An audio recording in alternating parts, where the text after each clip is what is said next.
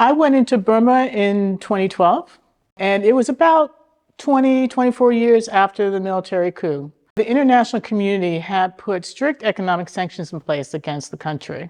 About a year before I went in, the Myanmar government started instituting economic reforms aimed at reintegrating them back into the global economy.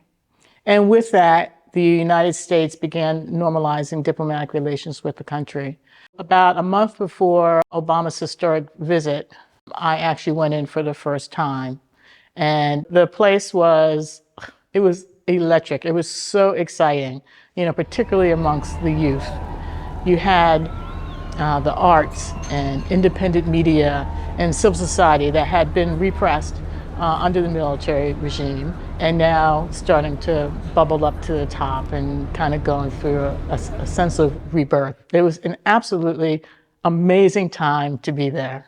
I went in as part of a team. We were funded by the U.S. Agency for International Development, and our job was to assist in Burma's transition to inclusive democracy, an open economy, free of armed conflict. My job was to set up a platform for a $60 million project.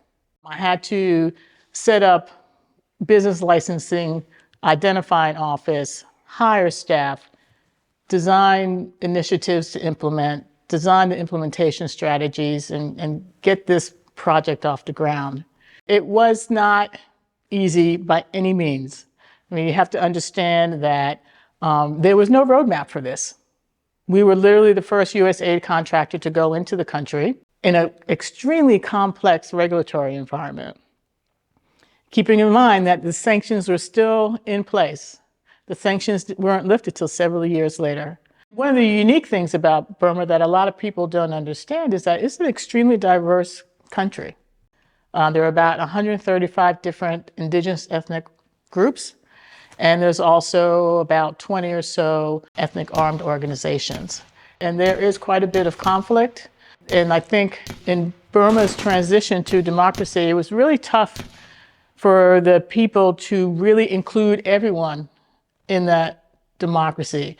So in terms of the scope of the project, we really targeted some of the predominant issues that were going on, that were being focused on by the entire international community. Probably at the top of our list was the National Ceasefire Agreement. We worked with the ethnic armed groups and helped to bring them together in coalitions to start negotiations to help stabilize the country. We did a little bit of work in the census, and the census was particularly sensitive because of how they wanted to use the data, and also the government was very careful about what ethnic groups they wanted to identify. So as with doing a census in any country, it's also a very political event. We also worked on projects around constitutional reforms as well as elections. So looking back on that project, given all the obstacles we had to overcome to be able to work in that country, I think that we were a major success.